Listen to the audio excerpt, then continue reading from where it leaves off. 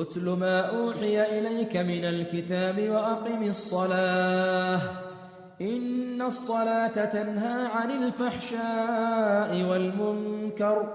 ولذكر الله أكبر والله يعلم ما تصنعون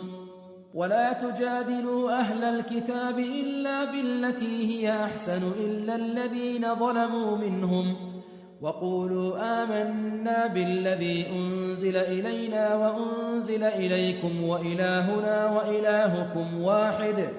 وإلهنا وإلهكم واحد ونحن له مسلمون وكذلك أنزلنا إليك الكتاب فالذين آتيناهم الكتاب يؤمنون به ومن هؤلاء من يؤمن به وما يجحد بآياتنا إلا الكافرون وما كنت تتلو من قبله من كتاب ولا تخطه بيمينك إذا لارتاب المبطلون بل هو آيات بينات في صدور الذين أوتوا العلم وما يجحد بآياتنا إلا الظالمون وقالوا لولا أنزل عليه آيات من ربه قل إنما الآيات عند الله وإنما أنا نذير مبين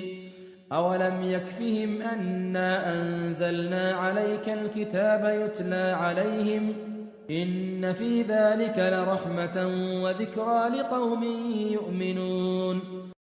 قل كفى بالله بيني وبينكم شهيدا يعلم ما في السماوات والأرض والذين آمنوا بالباطل وكفروا بالله أولئك هم الخاسرون ويستعجلونك بالعذاب ولولا أجل مسمى لجاءهم العذاب وليأتينهم بغتة وهم لا يشعرون يستعجلونك بالعذاب وإن جهنم لمحيطة بالكافرين يوم يغشاهم العذاب من فوقهم ومن تحت أرجلهم ويقول ذوقوا ما كنتم تعملون يا عبادي الذين آمنوا إن أرضي واسعة فإياي فاعبدون كل نفس ذائقة الموت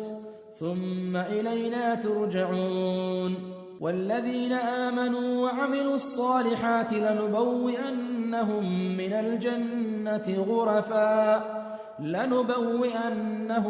الجنة غرفا تجري من تحتها الأنهار خالدين فيها نعم أجر العاملين الذين صبروا وعلى ربهم يتوكلون وكأي من دابة لا تحمل رزقها الله يرزقها وإياكم وهو السميع العليم ولئن سألتهم من خلق السماوات والأرض وسخر الشمس والقمر ليقولن الله فأنى يؤفكون الله يبسط الرزق لمن يشاء من عباده ويقدر له إن الله بكل شيء عليم ولئن سألتهم من نزل من السماء ماء فأحيا به الأرض من بعد موتها ليقولن الله قل الحمد لله بل أكثرهم لا يعقلون وما هذه الحياة الدنيا إلا لهو ولعب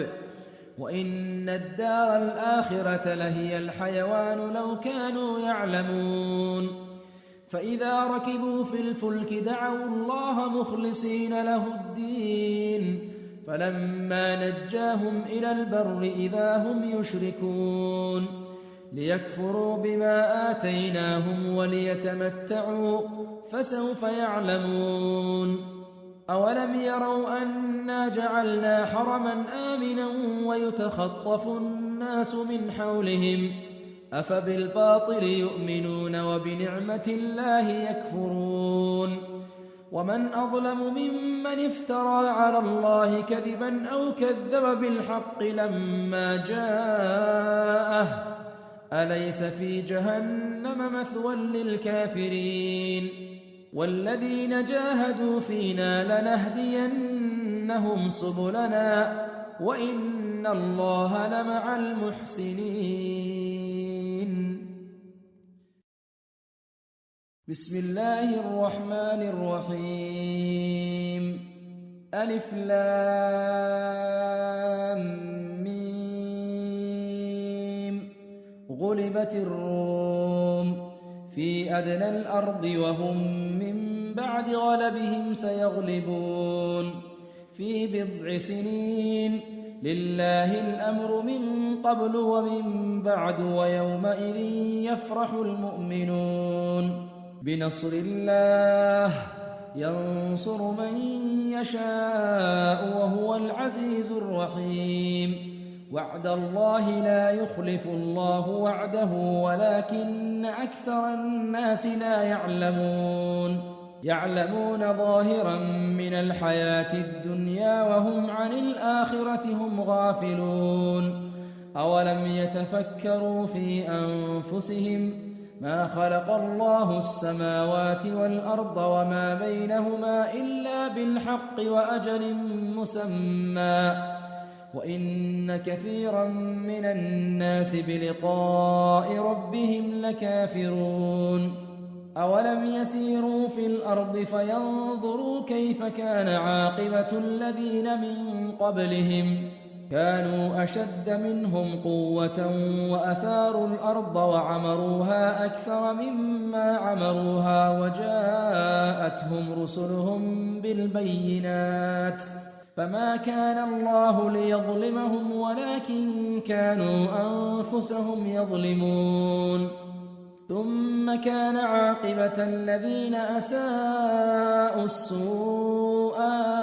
أن كذبوا بآيات الله وكانوا بها يستهزئون. الله يبدأ الخلق ثم يعيده ثم إليه ترجعون. ويوم تقوم الساعة يبلس المجرمون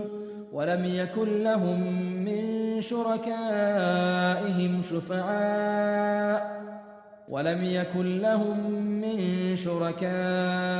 شفعاء وكانوا بشركائهم كافرين. ويوم تقوم الساعة يومئذ يتفرقون فأما الذين آمنوا وعملوا الصالحات فهم في روضة يحبرون وأما الذين كفروا وكذبوا بآياتنا ولقاء الآخرة فأولئك في العذاب محضرون. فسبحان الله حين تمسون وحين تصبحون وله الحمد في السماوات والأرض وعشيا وحين تظهرون. يخرج الحي من الميت ويخرج الميت من الحي ويحيي الأرض بعد موتها وكذلك تخرجون. ومن آياته أن خلقكم من تراب ثم إذا أنتم بشر تنتشرون. ومن آياته أن خلق لكم من أنفسكم أزواجا لتسكنوا إليها وجعل بينكم مودة ورحمة إن في ذلك لآيات لقوم يتفكرون. ومن آياته خلق السماوات والأرض واختلاف ألسنتكم وألوانكم إن في ذلك لآيات للعالمين. ومن آياته منامكم بالليل والنهار وابتغاؤكم من فضله إن في ذلك لآيات لقوم يسمعون. ومن آياته يريكم البرق خوفا وطمعا وينزل من السماء ماء فيحيي به الأرض بعد موتها إن في ذلك لآيات لقوم يعقلون ومن آياته أن تقوم السماء والأرض بأمره ثم إذا دعاكم دعوة من الأرض إذا أنتم تخرجون وله من في السماوات والأرض كل له قانتون وهو الذي يبدأ الخلق ثم يعيده وهو أهون عليه وله المثل الأعلى في السماوات والأرض وهو العزيز الحكيم ضرب لكم مثلا من أنفسكم هل لكم مما ملكت أيمانكم من شركاء فيما رزقناكم فأنتم فيه سواء تخافونهم كخيفتكم أنفسكم كذلك نفصل الآيات لقوم يعقلون بل اتبع الذين ظلموا أهواءهم بغير علم فمن يهدي من أضل الله وما لهم من ناصرين فأقم وجهك للدين حنيفا فطرة الله التي فطر الناس عليها لا تبديل لخلق الله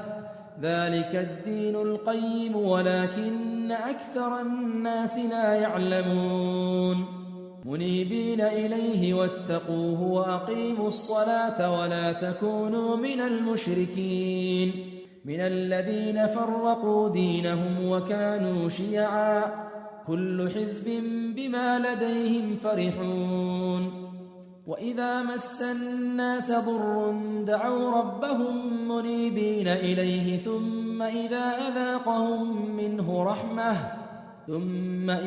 أذاقهم منه رحمة إذا فريق منهم بربهم يشركون ليكفروا بما آتيناهم فتمتعوا فسوف تعلمون أم أنزلنا عليهم سلطانا فهو يتكلم بما كانوا به يشركون وإذا أذقنا الناس رحمة فرحوا بها وإن تصبهم سيئة بما قدمت أيديهم إذا هم يقنطون أولم يروا أن الله يبسط الرزق لمن يشاء ويقدر إن في ذلك لآيات لقوم يؤمنون فآت ذا القربى حقه والمسكين وابن السبيل ذلك خير للذين يريدون وجه الله وأولئك هم المفلحون وما آتيتم من ربا ليربو في أموال الناس فلا يربو عند الله وما آتيتم من زكاة تريدون وجه الله فأولئك هم المضعفون الله الذي خلقكم ثم رزقكم ثم يميتكم ثم يحييكم هل من شركائكم من يفعل من ذلكم من شيء سبحانه وتعالى عما يشركون ظهر الفساد في البر والبحر بما كسبت أيدي الناس ليذيقهم بعض الذي عملوا لعلهم يرجعون قل سيروا في الأرض فانظروا كيف كان عاقبة الذين من قبل كان أكثرهم مشركين فأقم وجهك للدين القيم من قبل أن يأتي يوم لا مرد له من الله يومئذ يصدعون من كفر فعليه كفره ومن عمل صالحا فلأنفسهم يمهدون ليجزي الذين آمنوا وعملوا الصالحات من فضله إنه لا يحب الكافرين ومن آياته أن يرسل الرياح مبشرات وليذيقكم من رحمته ولتجري الفلك بأمره ولتجري الفلك بأمره ولتبتغوا من فضله ولعلكم تشكرون ولقد أرسلنا من قبلك رسلا إلى قومهم فجاءوهم بالبينات فانتقمنا من الذين أجرموا وكان حقا علينا نصر المؤمنين الله الذي يرسل الرياح فتثير سحابا فيبسطه في السماء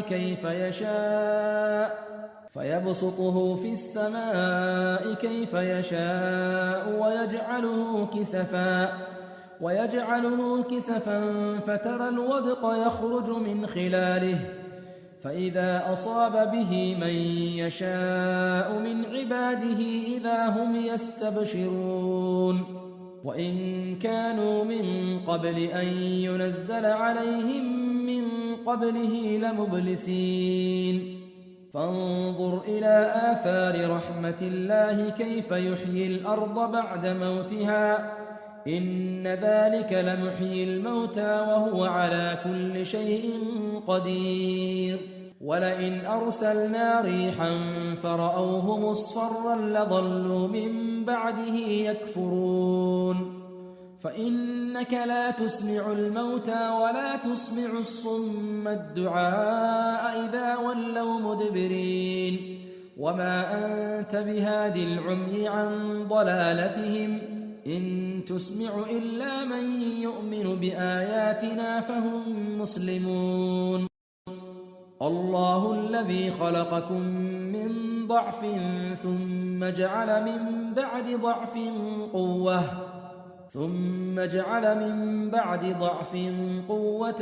ثم جعل من بعد قوة ضعفا وشيبة يخلق ما يشاء وهو العليم القدير ويوم تقوم الساعة يقسم المجرمون ما لبثوا غير ساعة كذلك كانوا يؤفكون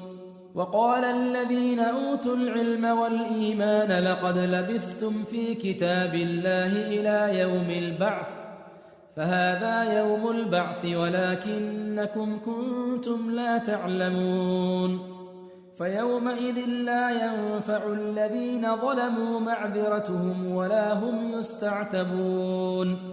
ولقد ضربنا للناس في هذا القرآن من كل مثل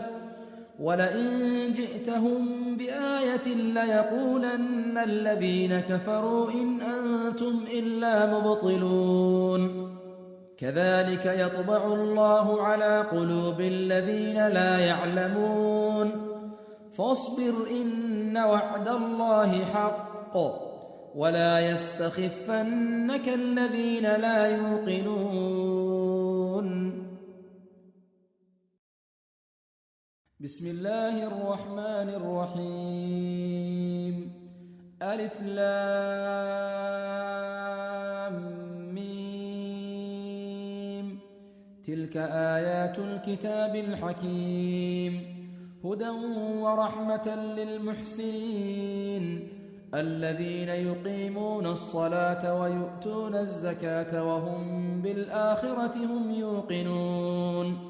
أولئك على هدى من ربهم وأولئك هم المفلحون ومن الناس من يشتري لهو الحديث ليضل عن سبيل الله بغير علم ويتخذها هزوا أولئك لهم عذاب مهين وإذا تتلى عليه آياتنا ولى مستكبرا كأن لم يسمعها كأن في أذنيه وقرا فبشره بعذاب أليم إن الذين آمنوا وعملوا الصالحات لهم جنات النعيم خالدين فيها وعد الله حقا وهو العزيز الحكيم خلق السماوات بغير عمد ترونها وألقى في الأرض رواسي أن تميد بكم وبث فيها من كل دابة وأنزلنا من السماء ماء فأنبتنا فيها من كل زوج كريم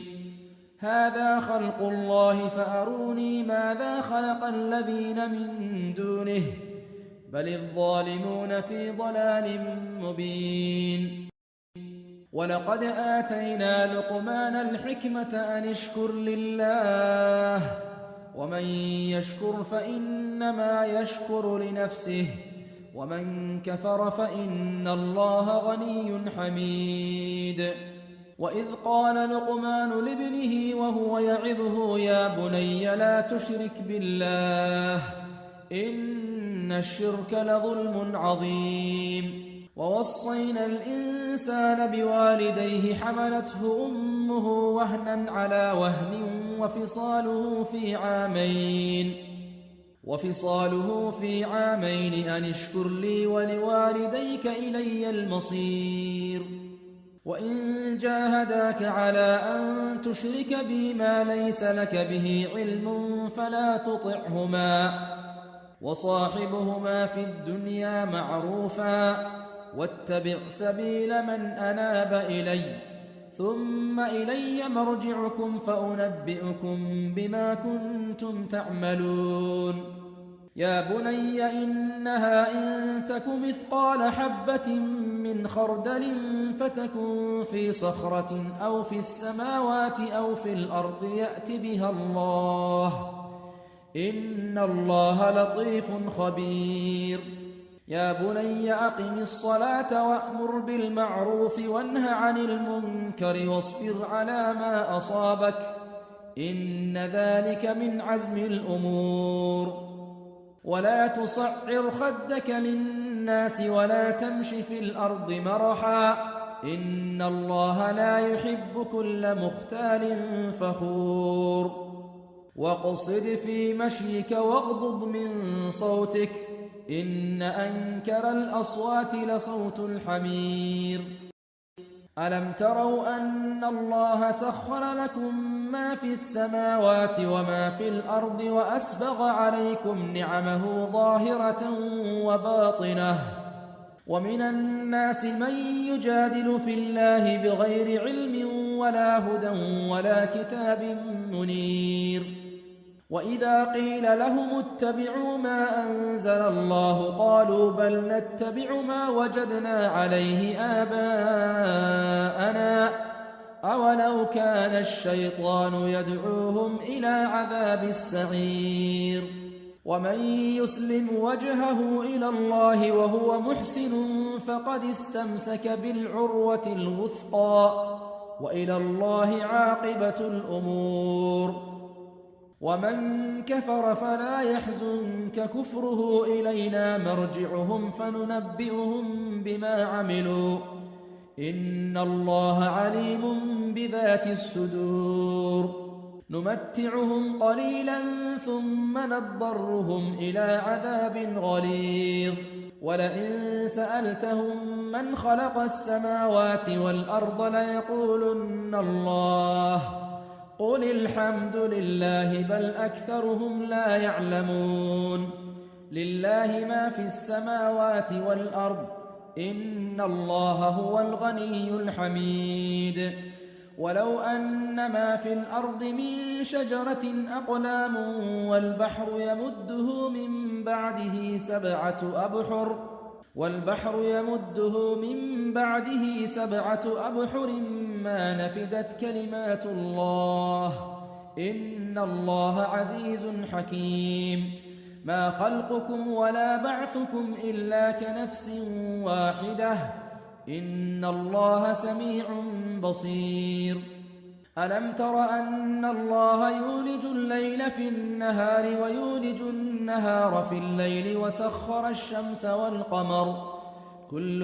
يجري إلى أجل مسمى وأن الله بما تعملون خبير ذلك بأن الله هو الحق وأن ما يدعون من دونه الباطل وأن الله هو العلي الكبير ألم تر أن الفلك تجري في البحر بنعمة الله ليريكم من آياته إن في ذلك لآيات لكل صبار شكور وإذا غشيهم موج كالظلل دعوا الله مخلصين له الدين فلما نجاهم إلى البر فمنهم مقتصد وما يجحد بآياتنا إلا كل ختار كفور يا أيها الناس اتقوا ربكم واخشوا يوما لا يجزي والد عن ولده ولا مولود هو جاز عن والده شيئا إن وعد الله حق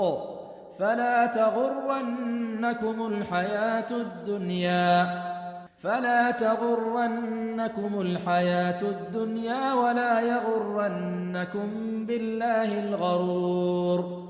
إن الله عنده علم الساعة وينزل الغيث ويعلم ما في الأرحام وما تدري نفس ماذا تكسب غدا وما تدري نفس بأي أرض تموت إن الله عليم خبير بسم الله الرحمن الرحيم ألف لام ميم تنزيل الكتاب لا ريب فيه من رب العالمين أم يقولون افتراه بل هو الحق من ربك لتنذر قوما ما أتاهم من نذير من قبلك لعلهم يهتدون الله الذي خلق السماوات والأرض وما بينهما في 6 أيام ثم استوى على العرش ما لكم من دونه من ولي ولا شفيع أفلا تتذكرون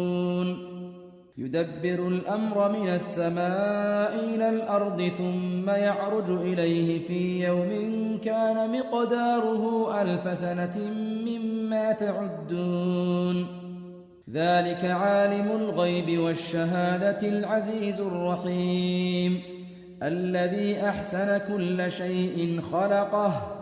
وبدأ خلق الإنسان من طين ثم جعل نسله من سلالة من ماء مهين ثم سواه ونفخ فيه من روحه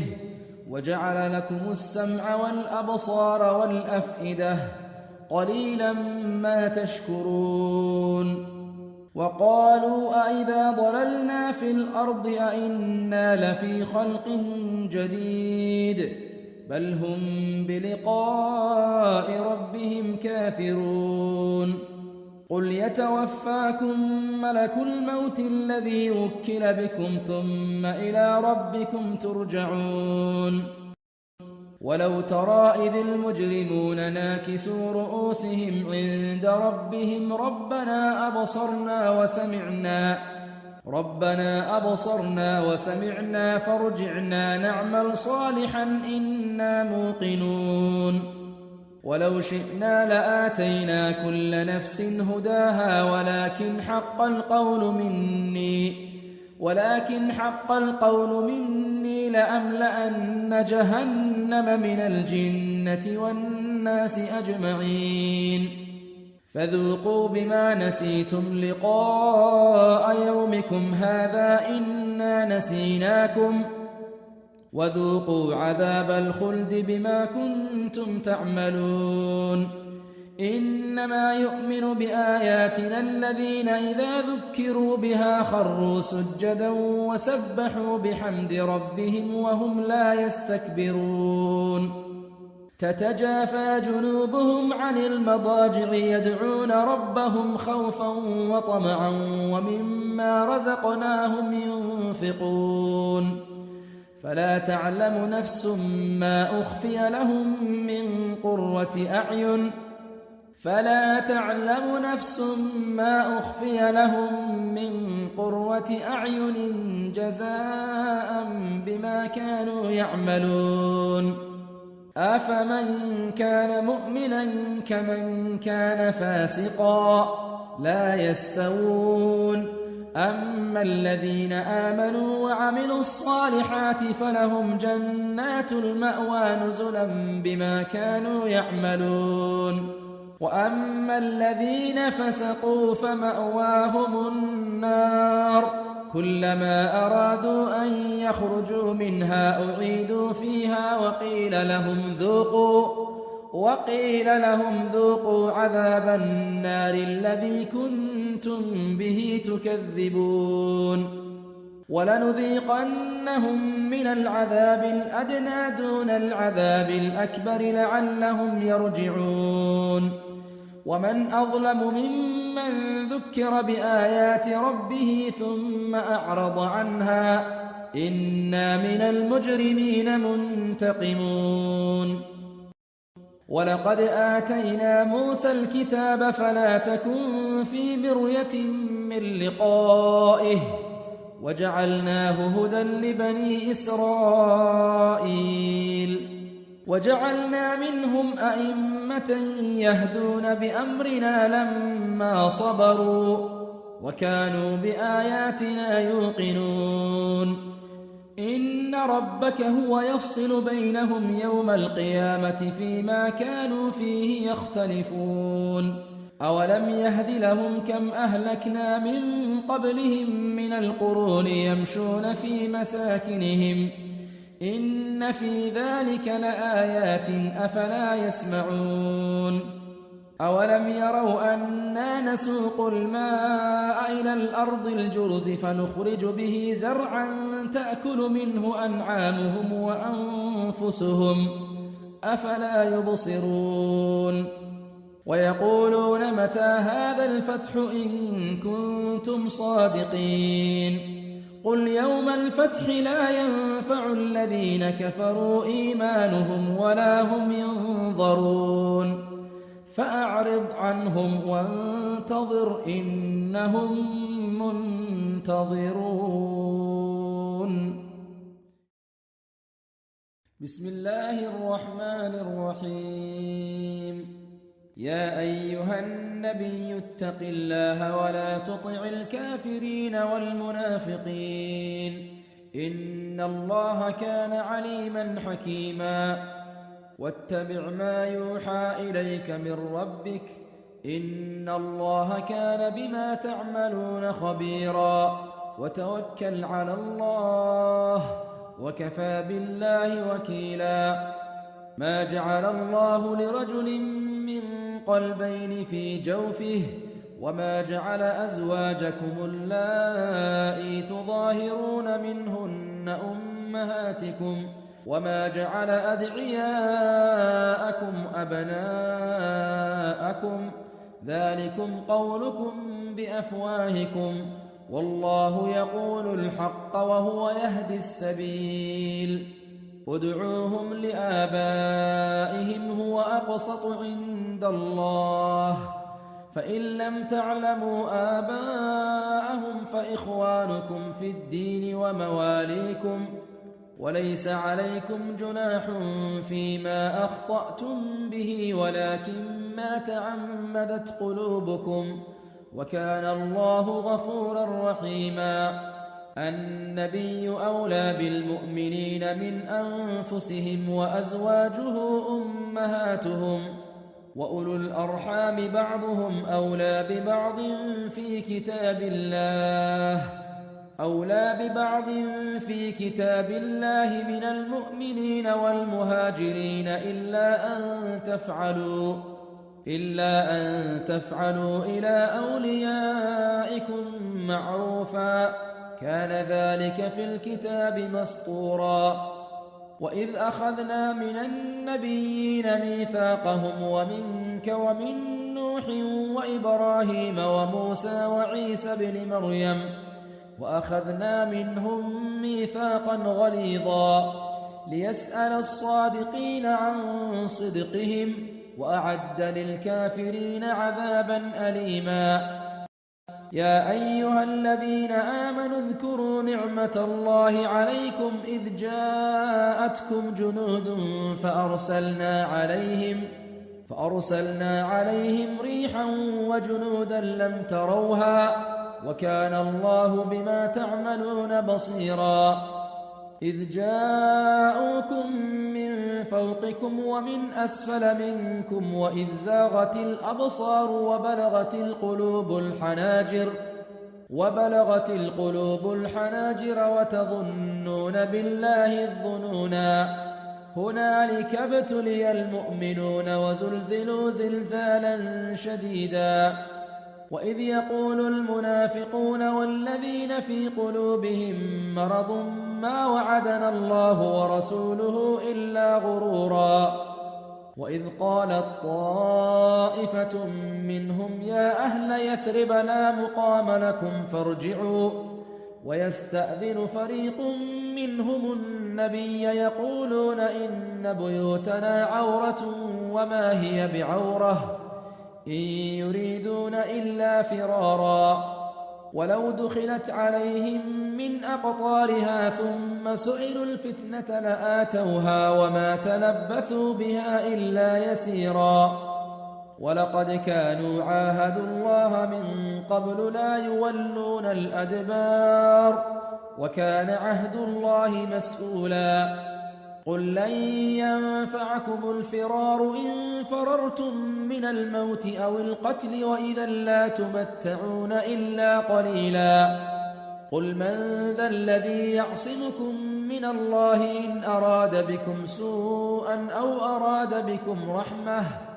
ولا يجدون لهم من دون الله وليا ولا نصيرا. قد يعلم الله المعوقين منكم والقائلين لإخوانهم هلم إلينا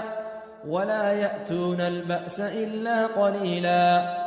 أشحة عليكم فإذا جاء الخوف رأيتهم ينظرون إليك تدور أعينهم كالذي يغشى عليه من الموت فإذا ذهب الخوف سلقوكم بألسنة حداد أشحة على الخير أولئك لم يؤمنوا فأحبط الله أعمالهم وكان ذلك على الله يسيرا. يحسبون الأحزاب لم يذهبوا وإن يأتي الأحزاب يودوا لو أنهم بادون في الأعراب يسألون عن أنبائكم ولو كانوا فيكم ما قاتلوا إلا قليلا. لقد كان لكم في رسول الله أسوة حسنة لمن كان يرجو الله واليوم الآخر وذكر الله كثيرا. ولما رأى المؤمنون الأحزاب قالوا هذا ما وعدنا الله ورسوله وصدق الله ورسوله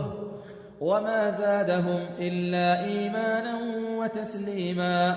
من المؤمنين رجال صدقوا ما عاهدوا الله عليه فمنهم من قضى نحبه ومنهم من ينتظر وما بدلوا تبديلا. ليجزي الله الصادقين بصدقهم ويعذب المنافقين إن شاء أو يتوب عليهم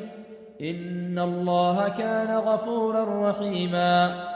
ورد الله الذين كفروا بغيظهم لم ينالوا خيرا وكفى الله المؤمنين القتال وكان الله قويا عزيزا. وأنزل الذين ظاهروهم من أهل الكتاب من صياصيهم وقذف في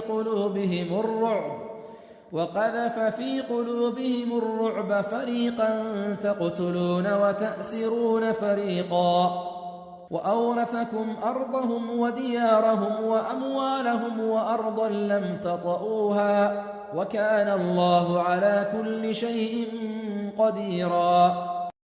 يا أيها النبي قل لأزواجك إن كنتن تردن الحياة الدنيا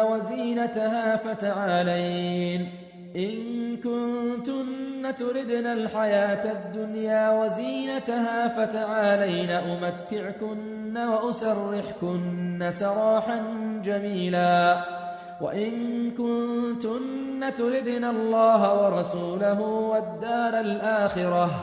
والدار الآخرة فإن الله أعد للمحسنات منكن أجرا عظيما. يا نساء النبي من يأت منكن بفاحشة مبينة يضاعف لها العذاب ضعفين وكان ذلك على الله يسيرا.